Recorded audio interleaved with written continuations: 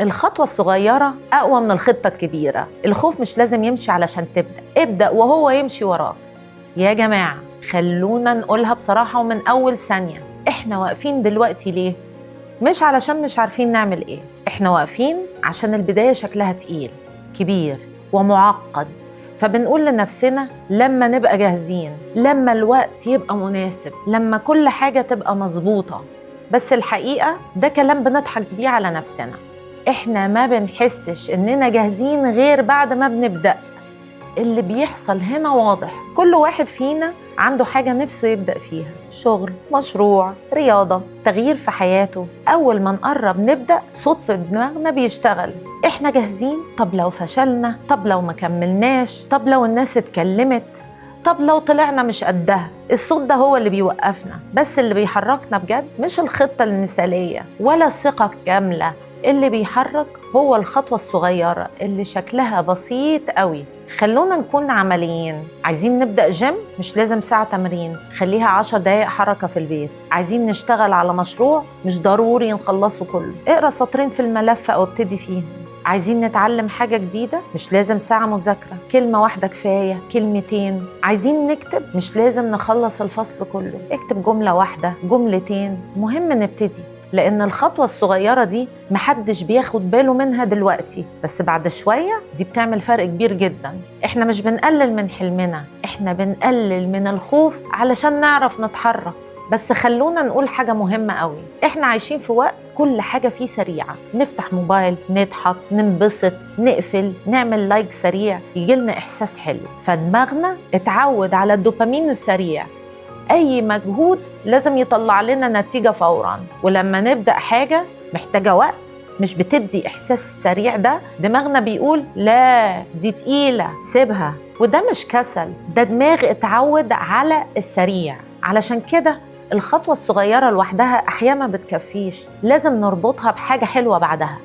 نمشي 10 دقايق نقوم نسمع أغنية بنحبها، نكتب سطرين نقوم نشرب قهوتنا المفضلة، نخلص حركة بسيطة فنفتح فيديو نضحك عليه.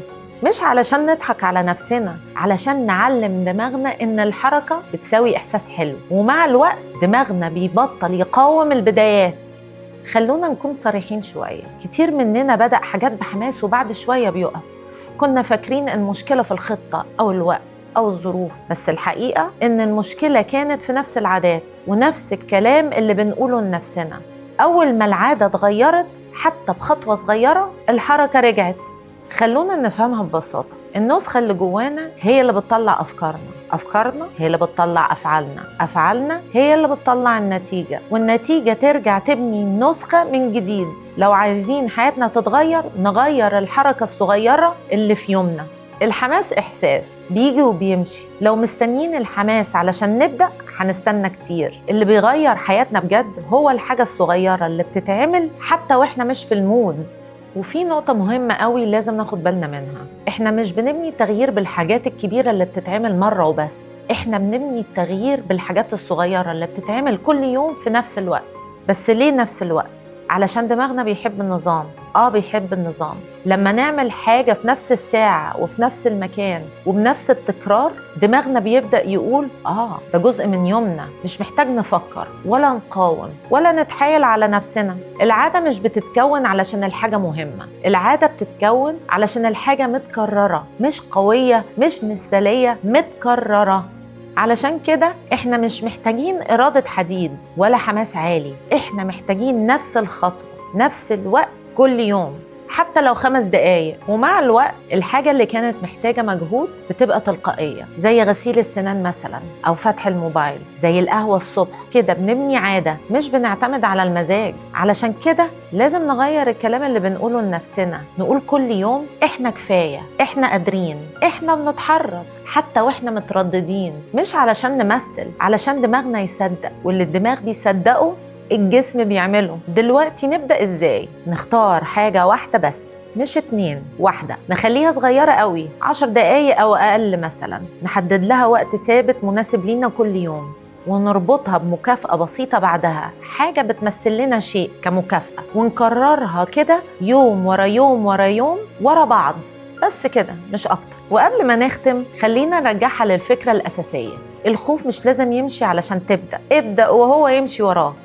خطوة لقدام مش قفزة كبيرة ولا شجاعة كاملة. أول خطوة إننا نتحرك حتى وإحنا خايفين، مش علشان الخوف اختفى، لكن علشان إحنا قررنا ما نستناهوش.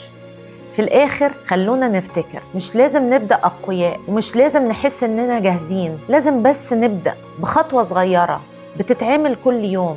دي أقوى من الخطة الكبيرة اللي ما بتحصلش. دلوقتي دورنا نكتب في الكومنتس خطوتنا الصغيرة إيه وهنعملها إمتى. جملة واحدة يمكن نحرك بعض. قوتنا في خطوتنا.